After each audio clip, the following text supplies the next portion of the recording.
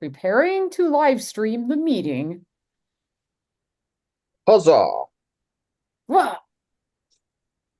I like how we have the planned chats from Yeah. before. Well, that didn't quite happen with Preparing this. to live stream the meeting. That's a great third person to hear. Yeah, okay, so it's live. Yep, All we are. right.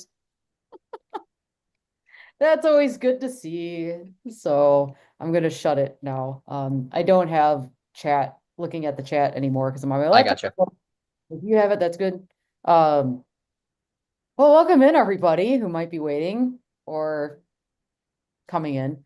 We're a couple minutes late, sorry. But we're live. I am once again on the road, coming to you from the beautiful town of Wentzville, Missouri.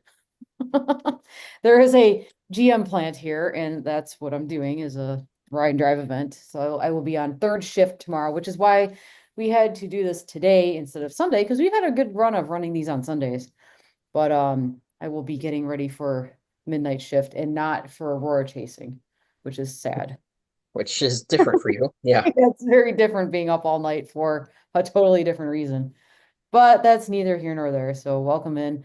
We're going to talk about current events today. We have a Corona hole that we saw last month make an appearance and do something very similar to what it did last month.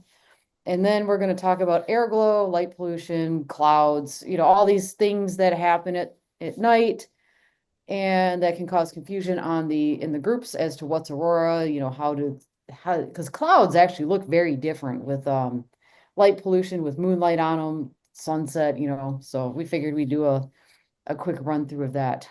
So without further ado, are you guys ready to bring up oh yes, I gotta allow people to share. We'll bring up our little slideshow and get this on the All road. right. Sure. Let's do that. So we're gonna start. Well, I'm gonna start. Yes, Tanya's gonna start with all the Corona hole fun. Let's All the go. lights Yay. in the sky. Yes, we actually had two coronal holes, not one. So this is fun because we get to see how those two coronal holes interact. Yeah. And that was something else. They were literally stacked together. So we went into the negative solar sector.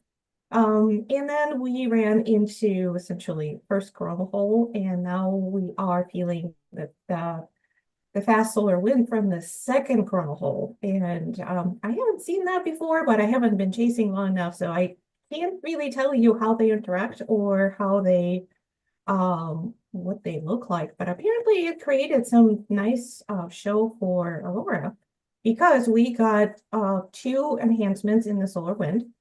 I think that was transitioned to the negative sector. So we got a little bit of a bumpy ride, probably CIR, because again, those are returning coronal holes. So it's co-rotating interaction region. We've seen it before. It came back for us. Yay. But then we started to see a drop in density and rise in speed, which was the first coronal hole. As we would expect normally, the density would continue to drop and speed would continue to rise, but that coronal hole was followed very quickly by the second coronal hole, and they're marked here, coronal hole 42 and 44. I'm not sure what happened to 43. Probably is missing in action somewhere, may have closed, or That is a good may point. have been very small, but it decided to go away, or it had no impact, at least that's what we have seen.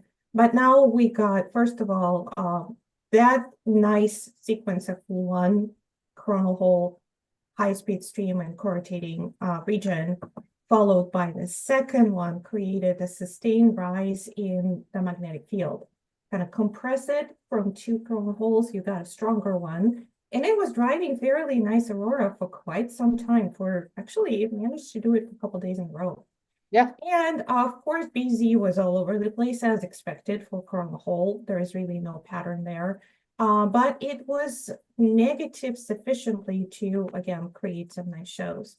And now BT has dropped significantly. So it's a weaker magnetic field that's coming with solar wind.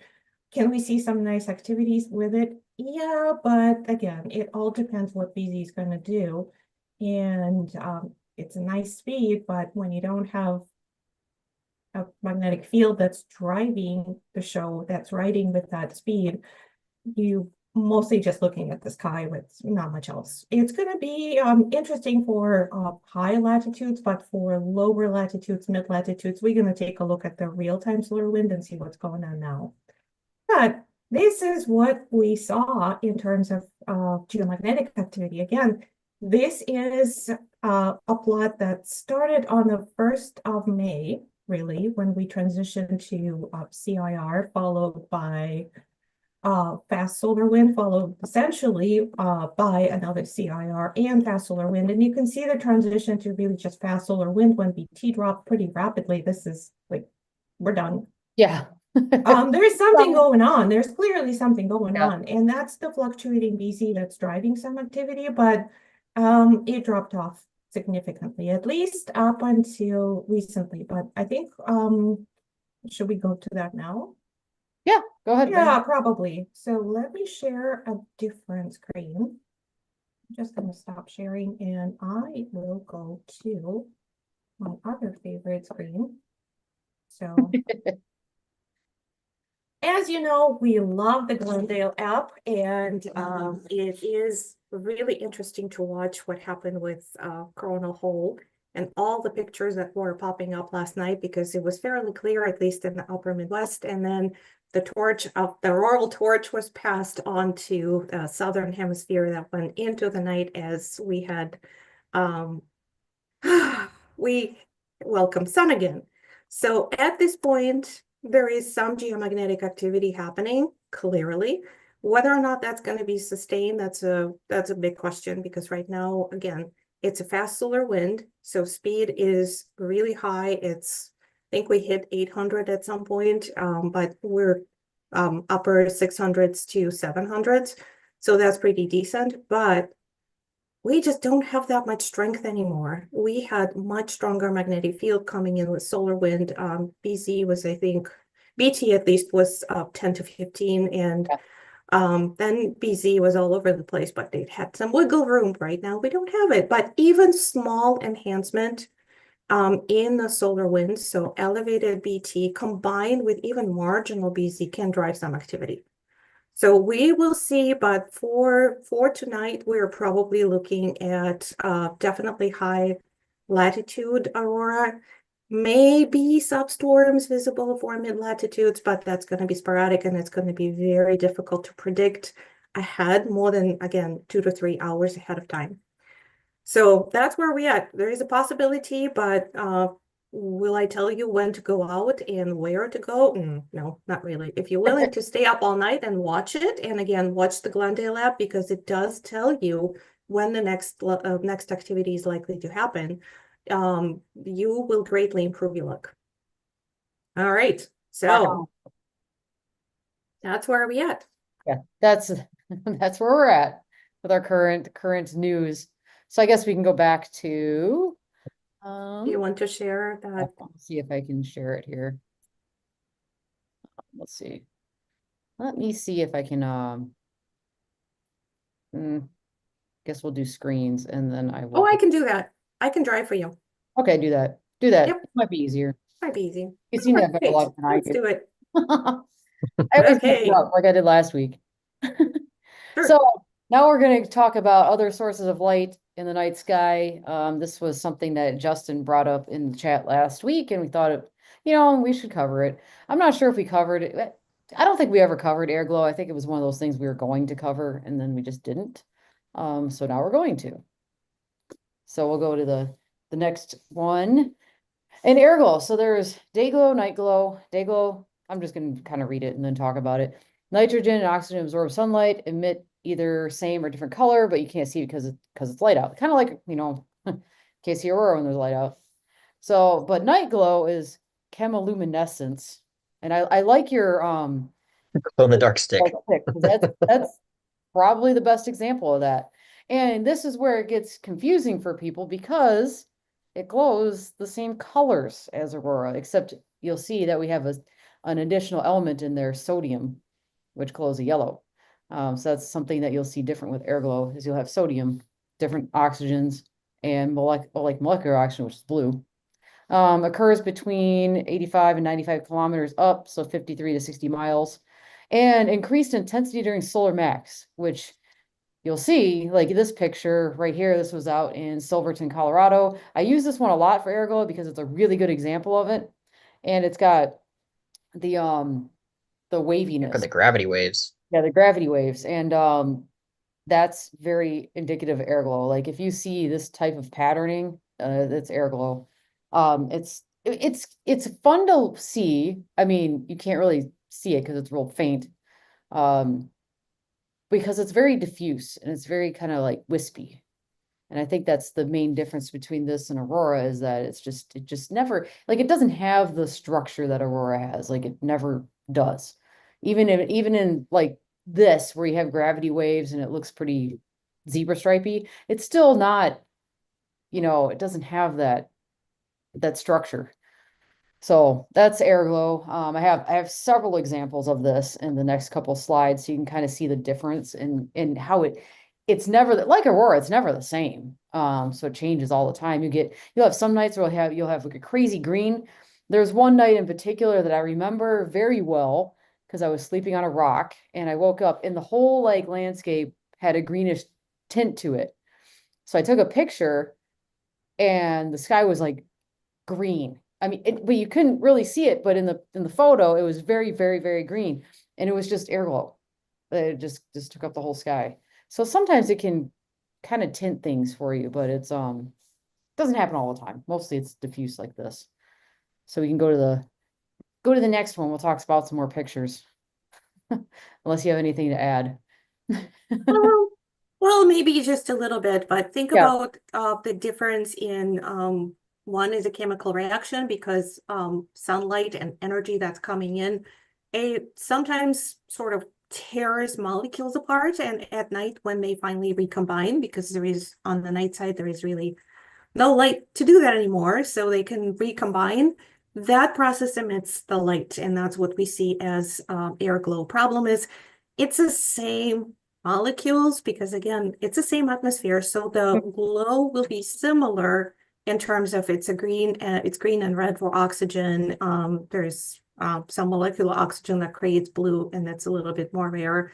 Sodium source was very interesting because it's of extraterrestrial origin. At least it's thought to be mostly from meteors, and it's sort of sodium that's out there in the atmosphere. And it can glow yellow, so it's not as common. The altitude is very similar as Aurora. And again, increased intensity with solar max, so no wonder it's often confused with Aurora. Aurora, particularly when we're talking about substorm with intense light and very organized structure, it's going to be organized aligned with the magnetic field.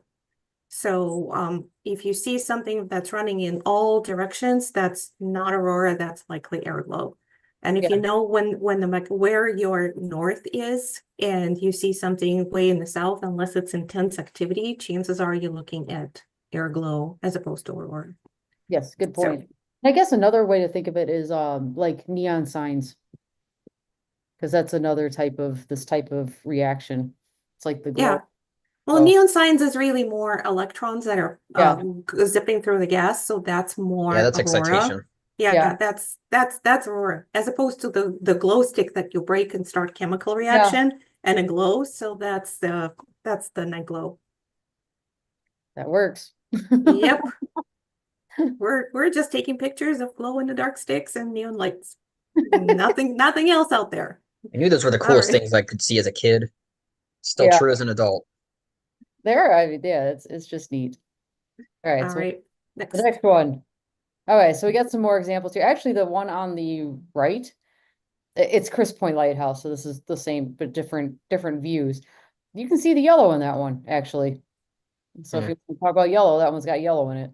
But the one on the left shows Aurora with AIRGLOW, so you can kind of see the difference between them, especially when, like Tanya said, if you know which direction you're pointing, like north is where that diffuse, not diffuse, but the pillars are, then you know all that green to the, headed the east to the south, that's gonna be all your air glow. And you see looking at it, it's like just the structure difference. So that's kind of, and then we got some more examples here. Another one with Aurora to the north and gravity waves. That's the picture on the left with the waterfall. And then the one with Comet Neowise that had some really cool structure to it Yeah, as that's well. insane. Yeah, That one is just a perfect Yes. example of how crazy it can look. yeah, that one was a really cool night because it was just very, very apparent. But that was actually interesting because that's technically that was 2020, so that was at the end of that was still solar. No, wait, we were coming out of solar minimum, right? When did they say NeoEyes was that's 2021 or minimum? 2020? 2020. 2020, so it was minimum. It was Yeah. the into minimum part. Yeah, so There that was was basically no activity. that was kind of a neat thing to see because it still had like you could still get this crazy air glow structure too. All right, then we'll go to the next one. All right, I put this one in here because this has air glow and aurora and then proton aurora because Which looks sometimes similar. it looks very similar, but the color difference. So proton aurora actually has more of this like kind of tealy color to it. Whereas the air glow is still Ooh. that green, like the more darker green. And you just look at it still looks different. Like like that the proton aurora to me, it's very diffuse, but it's diffuse. I know this sounds silly. It's diffuse in a different way. It's diffuse and blobby as opposed to diffuse and wispy. Yes. Yeah, yeah, Like that's better. like it's just you just tell that it's different than the ergo up top. Also that's again facing like knowing your directions too. That was facing north. Actually, both of them were facing north, but um yeah. So that's all I gotta say about those. I just like putting all these examples in. So light pollution. We have natural and artificial sources of light pollution. Yeah, we have natural light pollution. It's called the moon. And actually, to some people, aurora is considered light pollution. I will always, always remember this. I forget. I think it was Adrian. I think it was when he was trying to do some astro stuff and he got mad because the aurora photobombed his astro pictures that he was taking. And it made everybody angry on the internet because they're like, you get to see aurora all the time, and you're gonna say that this is bad. So yeah, sometimes it can be considered light pollution, but the main sources that we're concerned with is city lights, which actually can be seen hundreds of miles away, which most people don't realize. Because I see it all the time in the forums. They're like, "Why live in mid-Michigan? There's nothing around." Actually, mid-Michigan is pretty light polluted.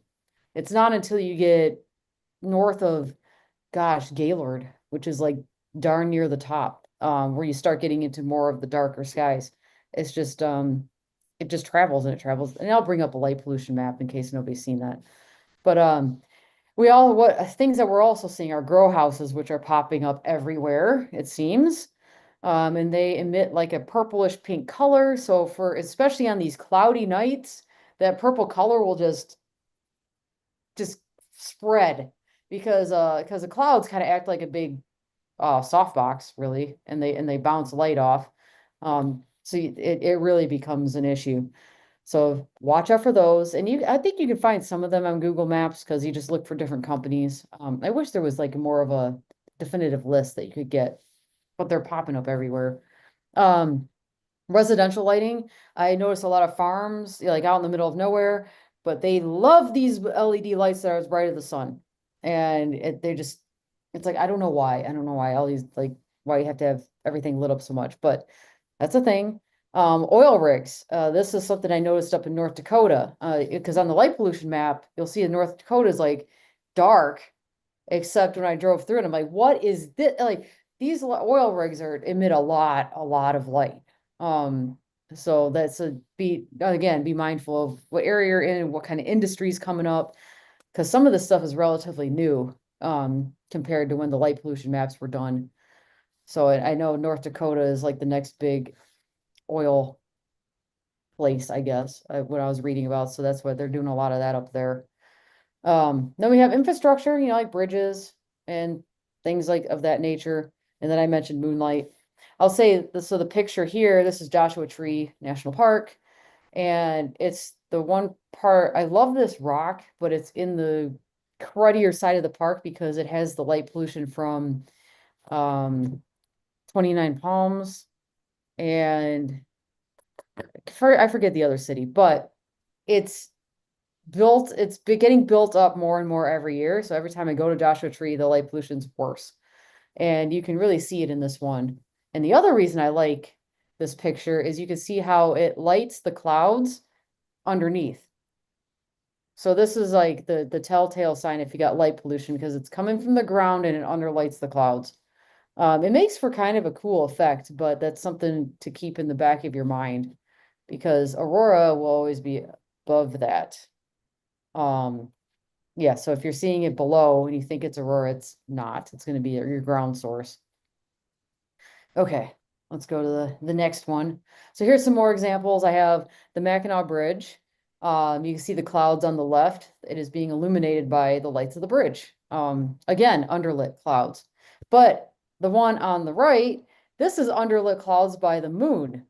So you keep in mind like moonrise, moonset, because that is as it's getting closer and closer to the horizon, it kind of acts like that. It'll start to underlight things. So I wanted to throw that example in because that's our natural light pollution. But you know, so depending on the phase, this wasn't I think this was less than half. So you can still see the Milky Way with it. It's actually kind of cool to play around with the moonlight sometimes. Okay, to the next one. So here's some more examples I can pull here. Aurora from the airplane that has on the left-hand side, that is the city of Anchorage, and you see just how much the light pollution is coming up through those clouds and lighting up basically the whole left side of the frame. Again, it's like it's lighting them clouds from more of underneath versus up top. And then the one on the right, this has a Steve, it has green air glow, it has light pollution from the city of Marquette and Munising. So that's what the yellowish area is to the yeah, the yellowish area. That's the city light pollution. You can see how it's lighting them clouds. But as you move away towards the right of the frame, the clouds get dark and the sky is brighter. So that's the light pollution moving out. Basically into a dark sky. And then you have the green. So that particular green is AIRGLOW. I like that one because it's got a lot in it. And then we'll go to the next one. Let's see what we're at. Oh yeah, so now we're on the many views of clouds because depending on what is lighting them, it changes the looks of them at night. Light pollution, moonlight, sunrise, sunset, and aurora can affect how clouds look. We saw this yesterday. Somebody posted basically a picture. It looks like the one here with pink clouds, but it was actually twilight. So is the sunlight hitting the clouds, making them pinkish. In this particular picture, it's a full moon rising. So the full moon rising can give the same type of effect, the real pinky clouds. I find it to be actually really pretty. This is one of my favorite pictures because of that. But you can see just how bright it is, like the full moon coming up, but there's a few stars in there. So like I said, dark sky location, the clouds will look darker than the sky. And then as you got light pollution, the clouds will be brighter than the sky behind it. Okay, my next one. So these were taken the same night as the moon was setting. So the one on the right, the moon was up and you can see just how different the clouds look there. You have lighting on them. The mountain is lit up. And then on the left, when the moon set, notice how dark the clouds are versus the other side. So that's one of those, it's actually fun to watch. Like if you ever get a chance to do a time lapse of a moon set with Aurora or even a moon set just in general, it's really quite cool to see how it changes. And then how much more of that Aurora becomes visible as that moon disappears. And the color shift too. I mean, this isn't a very good example of the color shift because we had a lot of red at first and then it was mostly green. But visually, when we were all here, it was harder, definitely way harder to see naked eye with the moonlight up. And then as soon as the moon started to really set, it became apparent that there was aurora there. So this was one of my favorite examples to show just how much moon can change what clouds look like. Okay. And this one, so I'm harping back to this because of the twilight question. This again was taken the same night, different time frame. The one on the left was twilight. It says the sun is setting. You can see the pinky clouds again up atop. And then the one in the lower right, when the aurora came out, but then the clouds were moving in again. But notice how dark the clouds are, and there's no lighting going on. So that's again, that's how you can tell, kind of give yourself something to tell the difference of what's going on. Okay. Now we can talk about optical effects. This is another thing we've been seeing a lot of, because if you have a bright light source in the frame, even a little bit out of the frame, or sometimes behind you, you can get these artifacts in the picture. And I have several examples pulled up because you can see how the lens flare can change. And it's a function of aperture. So the number of star spikes and sharpness is really kind of dependent on the lens itself. And sometimes actually if you're looking at lenses to buy, a lot of times they'll tell you in there like this will have a 6-star spike or an 8-star spike. It's kind of how many blades are in the aperture. It's kind of so, and it's some people like the 6-star look, some people like more. So it's actually an aesthetic thing that you can get into. I like the James Webb version. Yeah, of course. Or I guess the technical term is what? Diffraction spike? Yeah, that's the actual term for it.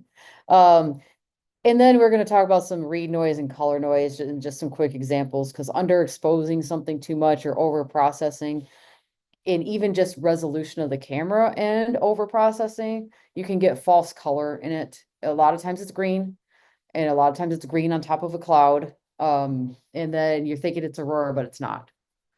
So we'll go through my many examples of optical effects here, or lens flares. And sunlight, moonlight, you get the same. So the left-hand image obviously is a sunset, but the right-hand image might confuse some people because that's the moonrise. So you're getting that the lens flare, a pretty significant lens flare in this. And you can see, I know I don't have a mouse cursor here, but you can see like the little circles. And some of these little circles and little like kind of not hashes, but like commas looking like that. This is what I've seen in a lot of people's pictures of what they think is aurora, is like it'll be like a line or something to that effect, and it's like the end of a lens flare like that you can see there. And then we'll go to the next one. I pulled these because they're just different car images, but you can get them from lights, headlights, again with the sun, and then you can see it just does different effects depending on how you're shooting it. So you just got to be mindful of all these different light sources. It could be, yeah, something behind you, you just got to look around and make sure that it's not like leaking in the frame. Okay, go to the next one. Again, a couple more. That's this one. I picked the one of Mesa Arch here because of that green kind of shape on the right-hand side. That's what I'll see in some people's pictures when they post in groups thinking it's aurora, and that's a lens flare. It's the piece of a lens flare. So you have to just kind of look and maybe look around and see what you have that's might be leaking into your frame. The little church there, that's a blue light. And you can see just how, and that light was not bright at all. It was a very small light, and when you took a long exposure shot, it really just traveled. And I noticed a lot of buildings, like exit signs, just some of the exterior lighting, like you may not visually see it, but it's going to show up in a long exposure shot. So that's why I threw that one in there. And then we'll go to the next one. And this one, even Jupiter can create a lens flaring effect. So that was Jupiter rising through the tree branches at Bond Falls a number of years ago. It kind of it kind of threw me off guard a little bit because it was obnoxiously bright. And I'm like, what the heck is that? Like, because it almost looked like a headlight. But the way that it was kind of shimmering through the tree branches, it just created this flaring. It was neat, but so yeah, even sometimes planets or stars can do it to you. Venus is a fun one. Yeah, because Venus is bright. So yeah, so that was an example of that. And then the picture on the right is one of the little lodges that has an obnoxiously bright LED light. And you see the pillar coming off of that light there that some people might mistake as Aurora, but it's not. It's part of that. Like all the auroras around it, but there was this like beam that like shot up, but it was actually part of that really obnoxiously bright light that was on that little lodge, which is sometimes why I like to do blue hour blends of things, because people in their exterior lighting, when they think it looks cool, but you do a nighttime shot of it and it's just overwhelming and just too much. So blue hour blending is a way to get around that if you're into that sort of thing. Okay, let's see what we got. Now we're on camera noise and clouds. So I pulled the image on the left from Michigan Aurora Chasers because this is a really good example of what we were talking about. How overcast skies can dramatically increase perceived light pollution. And lower resolution image plus clouds, you get a lot of noise color that can be mistaken for aurora. And then I pulled this image from the internet, the one on the lower right, just to show, I mean, it's exaggerated quite a bit, but that's what noise looks like in a camera. And you can usually tell if you look on the back of yours, like if you see banding and weird color artifacts that just seem off, it's more than likely going to be noise, camera noise. So that's kind of the short and long of all this. But the left hand image is the one that's I see a lot, especially on cloudy nights. More than anything, because like again, light pollution is just it's very pervasive, and you get these overcast skies, and it's even more, it's way dramatic. So when you think you're in a dark spot, you're like, wait, no, maybe not. So what I can do, I can actually bring up a light pollution map and show everybody too. So let me, so I think that was our last slide. So light pollution map. Okay. Let me get it up and I'll share it. In the meantime, I want to add that phone cameras are specifically subjected to the color noise. So if you're one of the people, which is everybody, because they're convenient, goes outside and takes a photo with your phone, you are almost guaranteed in some form to get some sort of color noise, especially Androids. The newer Samsung models have been absolutely terrible at night shots for that. Good point. So thanks for adding this since you're the phone expert. All right, so let me bring up this so this is the light pollution map. Let me see if I can make it bigger. Of course, there's a bunch of ads on it now because everything is ads, but okay, come on. As you can see though, just by this quick glance, the East Coast of the United States in particular is particularly terrible for light pollution. You can see that you can pretty much see the divide. It's like, I mean, okay, it's a little bit more than east of the Mississippi, but really it's like east of the Mississippi. It's just there's just so much light pollution. So let's do a zoom in here. Let's go to mid-Michigan. So a lot of people are like, "Oh, I'm in mid-Michigan." You're like up a little bit past Lansing. Yeah, that is not dark. None of this is. None of this is dark. You really have to get what I say is great. I think I said Gaylord. Okay, so you don't have to go quite all the way to Gaylord, but actually this Alpena area is pretty good over here. But you really have to get pretty far north to get out of it. And then even if you're looking over the lake, this direction, you're getting Sheboygan, Milwaukee, Chicago, Green Bay, and yes, you can see all of that from across the lake. So light pollution is pervasive. It's not as a minor problem as some people think it is. I have another example over here. Let's go to look out west. Like it's fun to look at. I'll zoom back out really quick because with your East Coast, basically you're hunting for these little pockets of blue in between the light. But out here, it's like now you have all this space to get away from these little tiny cities. And it's funny because they're not tiny cities, they're big cities. Well, and it's there it gets even more complicated actually, because if you think that you need to be in a dark sky, you're wrong. You need to be facing yeah, dark sky to your north if you're shooting in the latitudes.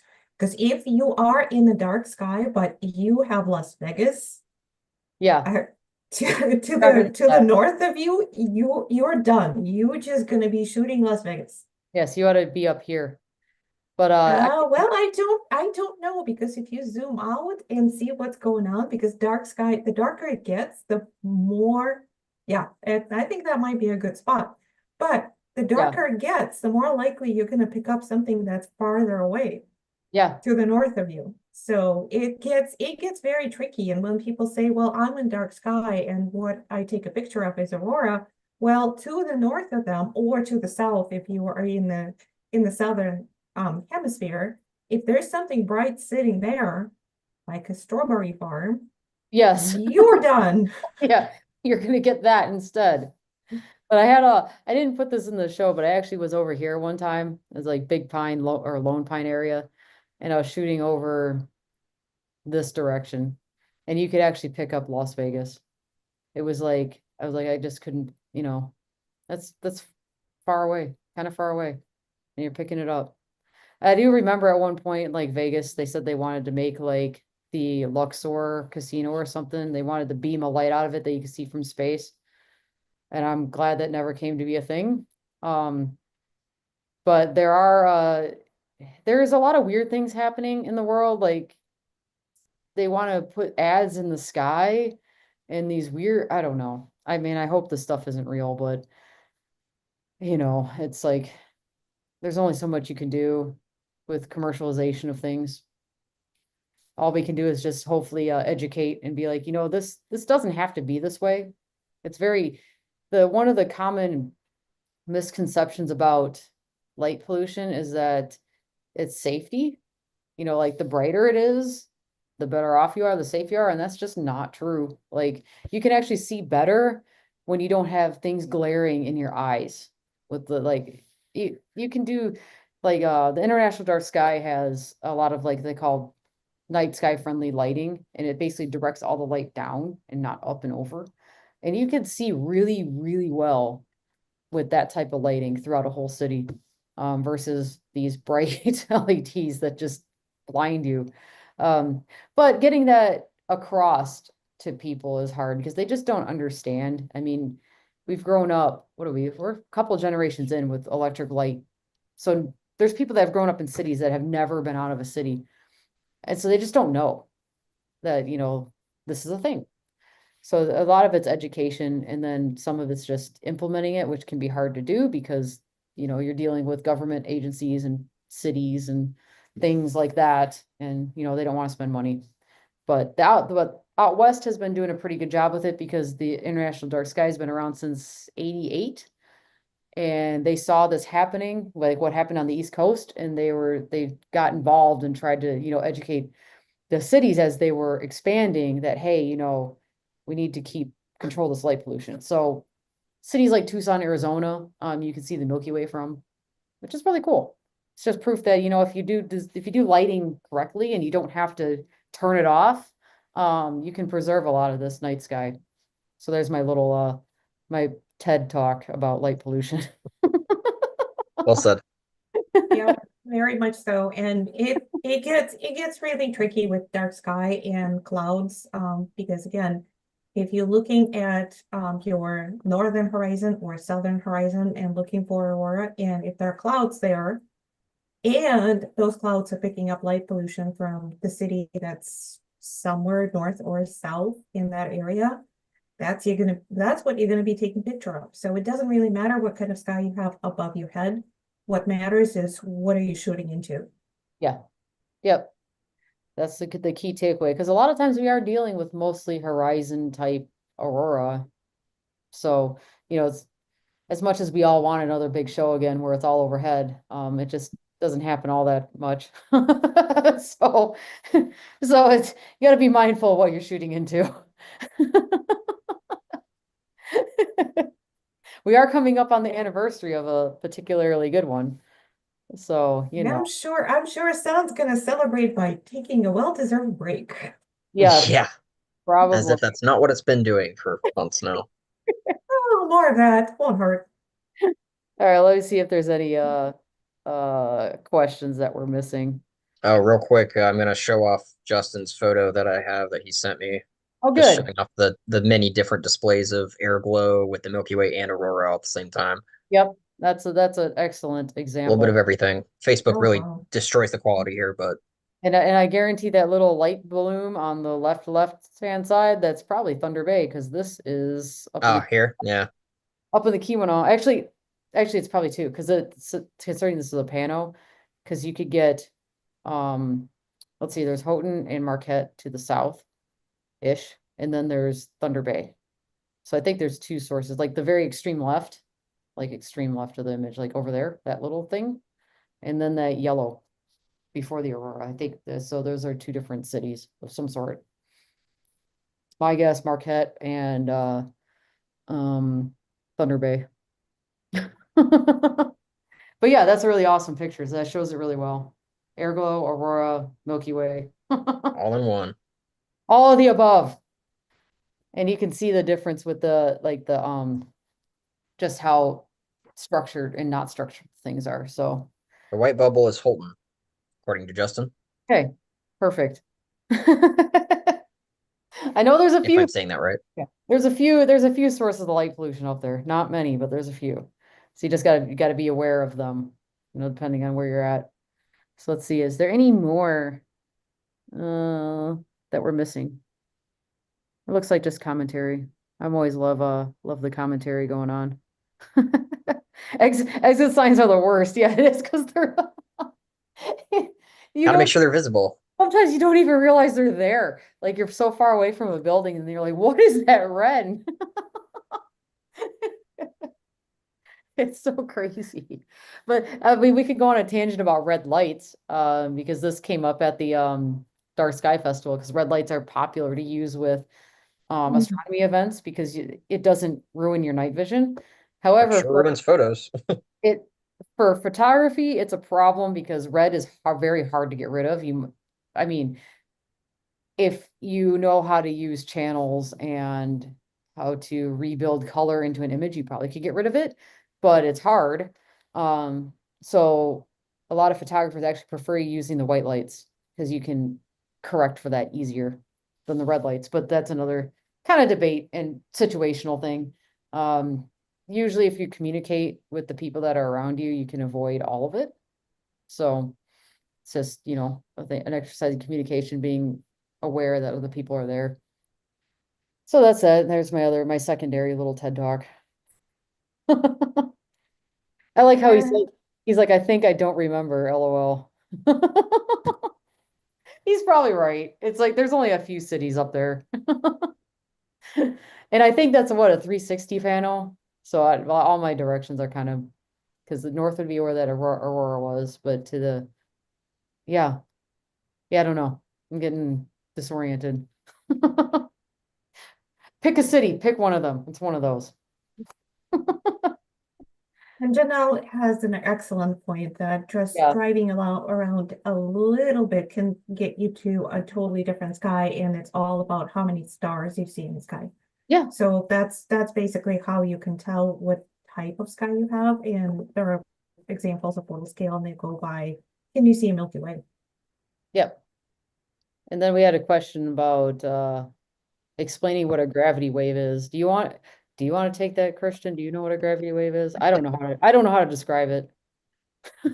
General disturbances in the atmosphere. If you have just a layer of air just sitting, and if you have general disturbances, wind, temperature change, whatever it may be, it'll push that layer, and then it'll just fluctuate until it finally finds its stable point again.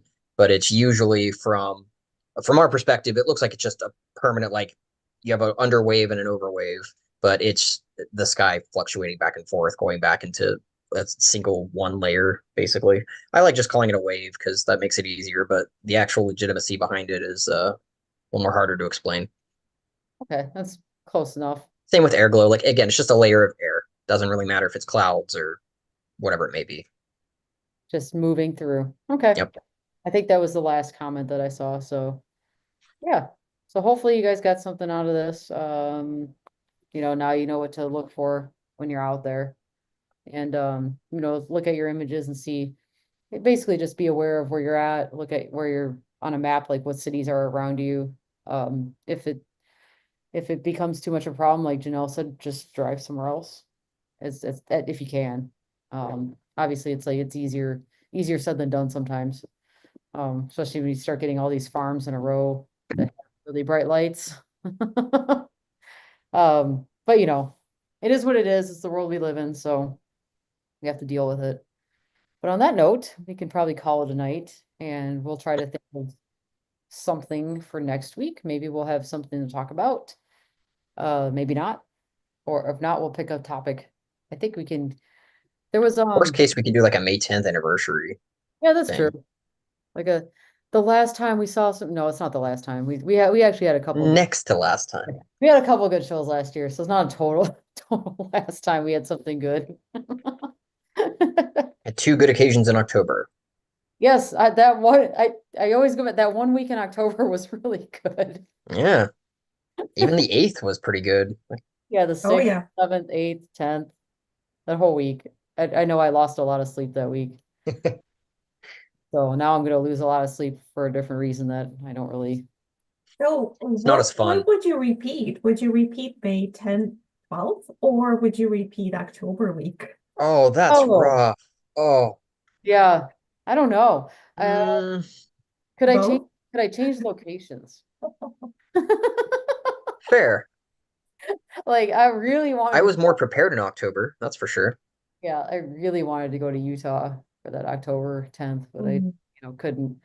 So that's still on my list. I was so mad that what was it, 2 weeks ago when we got our daytime shutout? That was so mean. So mean. I got asked at the dark sky thing about this. So like, patience and like like knowing more about how to predict, not really predict, but what to look for with Aurora and substorms and stuff like that, if it's really helped get some shots that I've always wanted. And the answer is kind of twofold, because yes, it has, but no, it hasn't, because there's all these other things that have to line up, like weather, and in the case of 2 weeks ago, the storming hitting at the right time. So even Not during the entire day and then stopping it. yeah, not during the day. So it's kind of a yes and no answer. And that's still true to this day. So even if you can try to predict as much as you can, but if it hits at the wrong time or you're under full cloud cover, it's not going to do much for you. So then you're like, well, next time. A lot of things need to line up for this. It's so crazy. So anyway. Yeah, yeah, 8 weekends of row of rain. Yeah, it's pretty rainy up in that northeast corridor. And you guys are welcome. I'm glad you got some good information out of this.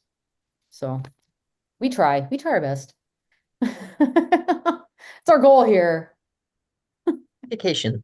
Yeah, education on our space weather unplugged we're more unplugged than usual today. Because then, just kind of threw this together. Didn't feel like it was more unplugged than usual. If Yeah, I I'm being guess honest. It felt like it came together pretty quickly. that's good, because it kind of did. When I get the note tomorrow, like, oh yeah, we're meeting up at 10:45 a.m. and then we have to work all night. It's like, yeah, okay, we gotta do the stream today. Yeah. Now. No, we gotta do it now.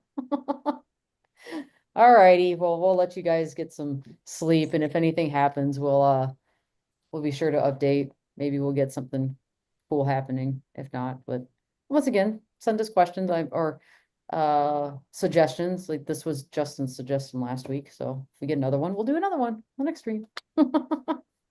So until then, thanks for watching, thanks for tuning in, and have a great night.